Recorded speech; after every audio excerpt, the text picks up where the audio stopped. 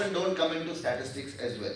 So post-discharge mortality and at-home delivery mortality are also significant in country like India. So interventions would be bringing more and more deliveries into the hospital, or institutional deliveries have to be increased, which is now has happened in last decade or so.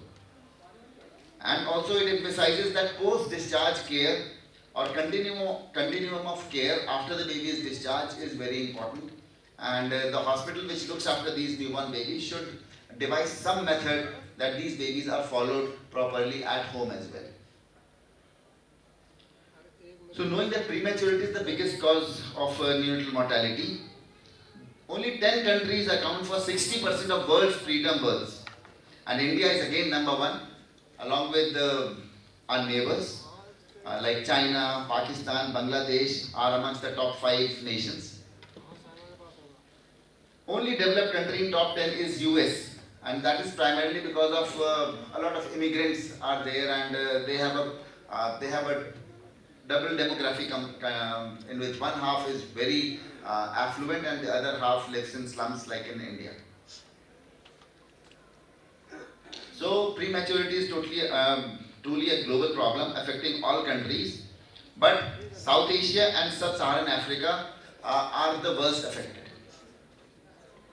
Premature babies can be saved now with feasible, cost-effective care. So the topic is antenatal interventions, but just briefly to touch upon, basic care which has to be provided is essential newborn care like warmth, cleanliness and feeding. Supporting early breastfeeding and cup feeding if needed. Then facilitated referral, that is referral in time, and good transport services while referring these babies are very critical to survival of these small babies. Then in hospital care, neonatal resuscitation with bag and mask if needed, that is the baby doesn't breathe after birth or he has asphyxia. Then kangaroo mother care, beginning soon after birth. Now it is happening on day 1 in intensive care as well. Supportive care for RDS, example safe oxygen therapy. Other supportive care, example proper NG tube feeding and IV fluid without risk of sepsis, and that needs to be given. Treatment of infections with antibiotics. We are over-treating, so we have to have judicious use of antibiotics while treating neonatal sepsis is the key.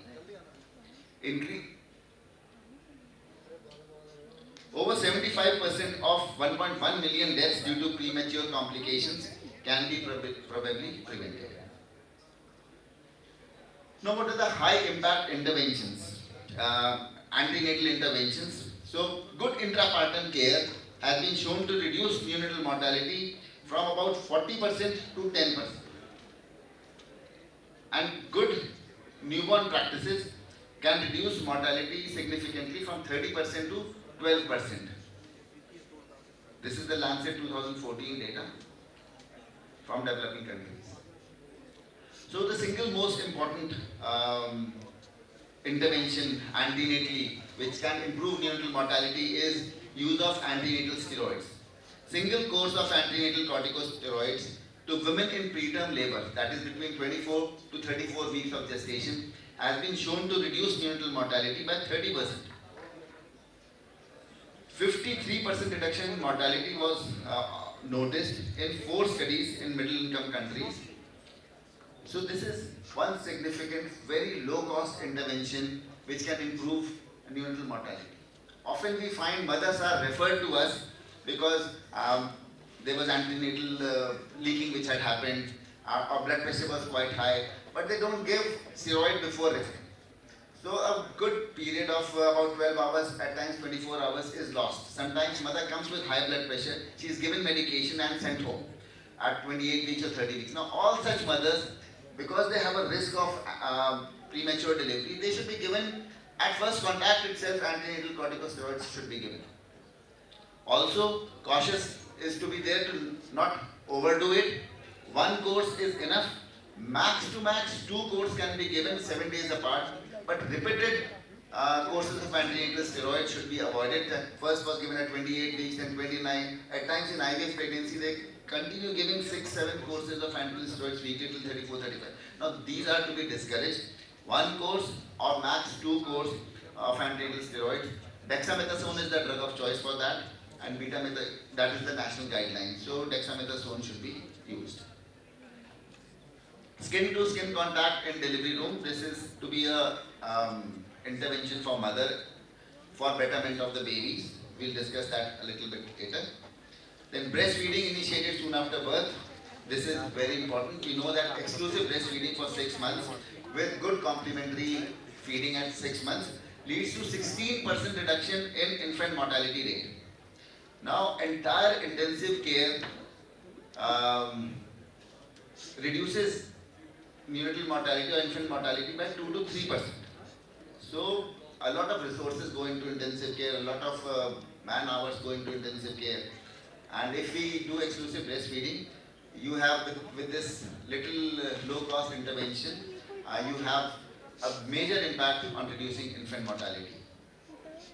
This is easier said than done, because exclusive breastfeeding within 24 hours, Indian data suggests it could be as little as 5% to 10%, even in institutional deliveries. So we have to strengthen our institutions for this simple intervention. Then delayed umbilical cord clamping is something which has come in a big way. It is not something new. It has been there for centuries. But evidence that it is beneficial is coming in last 1 or 2 decades. And delay the clamping after 1 minute of delivery, that is important.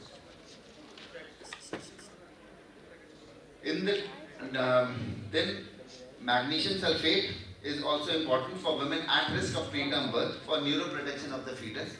And significant reduction in cerebral palsy and gross motor dysfunction has been noted with use of magnesium sulfate given to women in threatened preterm labor. Then antenatal surveillance and timely intervention to prevent birth asphyxia or perinatal asphyxia is very important. This is how these gadgets come into picture. And biophysical profile, fetal Doppler, CTG, and simple auscultation of fetal heart is very important.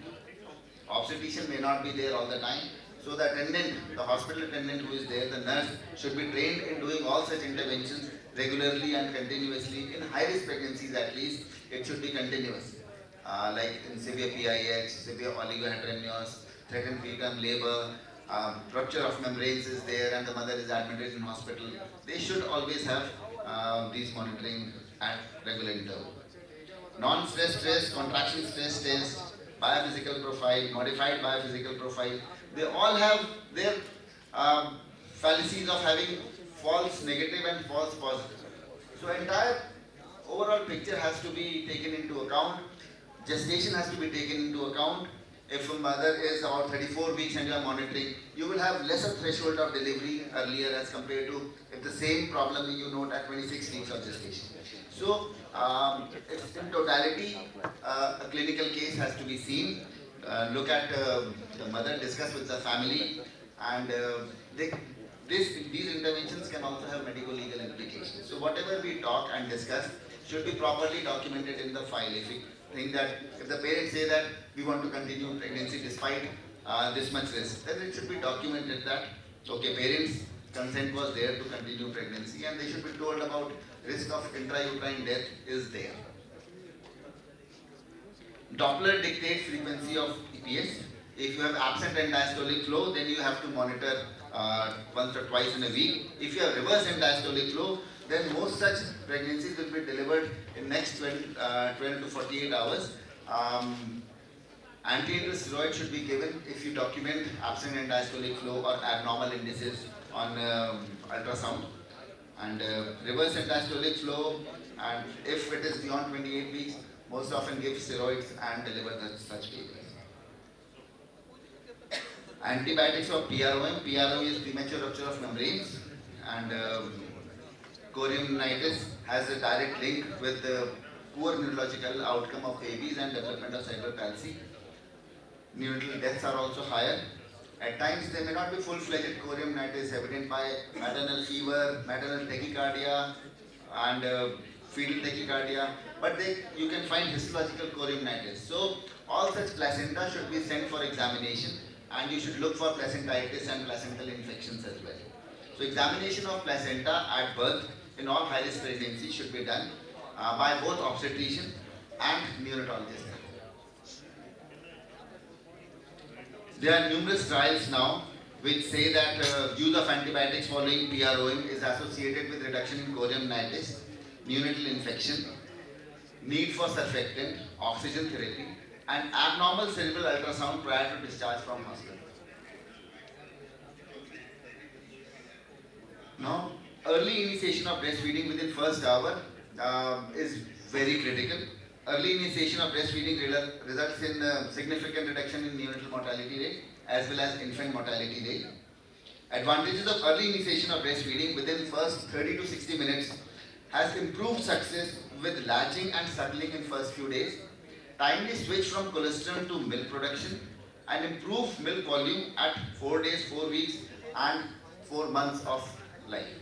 So this is something which should definitely not be missed. Often this is left for the nurses to take care. But this is so important that doctor himself should counsel the family, and the counseling should not begin only after birth. But for best outcomes, antenatal period should be utilized, and we should be talking to our obstetric colleagues to counsel for breastfeeding. If there is threatened preterm labor at any time, if the mother is having high blood pressure, if the mother is having PIH, GDM, when risk of early birth is there, then advantages of express breast milk for the baby who is born premature should be explained to the mother antenatally, and then the chances of that she will be expressing the milk within 1 to 2 hours of birth are much higher. So antenatal counseling should go into express breast milk ke liye bhi it should be done. Then family-centered care has come in a big way, and now there are numerous studies which show that involving mother in care of newborn in NICU improves neonatal outcome. It not only improves maternal satisfaction, family satisfaction, because they are now seeing directly. They are seeing your hard work in NICU. They are seeing that okay, all things which had to be done, which they read on Google, is actually happening for their babies. So satisfaction levels are better, neonatal outcomes are better, milk output for mother is better, and your NEC, sepsis, everything comes down if family is involved in neonatal care in NICU. Now this is something which is another thing which is very important, is antenatal transfer of anticipated preterm birth. Reduction in mortality of extreme preterms between 22 to 26 weeks significantly occurs if in utero transfer occurs as compared to baby is delivered 40-50 kilometers away, and then the doctor is called and then he sends his team, or the family himself brings in unattended ambulance. Now ambulances are there which are provided by the government. Every state has it now. But these ambulances don't have facility for neonatal transport. Still in UP it's not there. So babies are brought still with the cotton wrapped around and sometimes with the plastic wrap also. But it is very poor transport, and almost our data shows that 30% babies they reach to us either gasping or they are brought dead if they are critical by the time of sending the baby. They send, at times the doctor sends intubated with their staff, ET tube and ambu bag. Most often the baby comes to us, there is no chest movement, baby has severe bradycardia because in the transportation the ET tube had come out. Babies born in tertiary care center have significantly better morbidity-free survival than infants who are referred after birth. There is significant reduction in IVH as well. So, I would like to summarize the best practices for prevention of prematurity.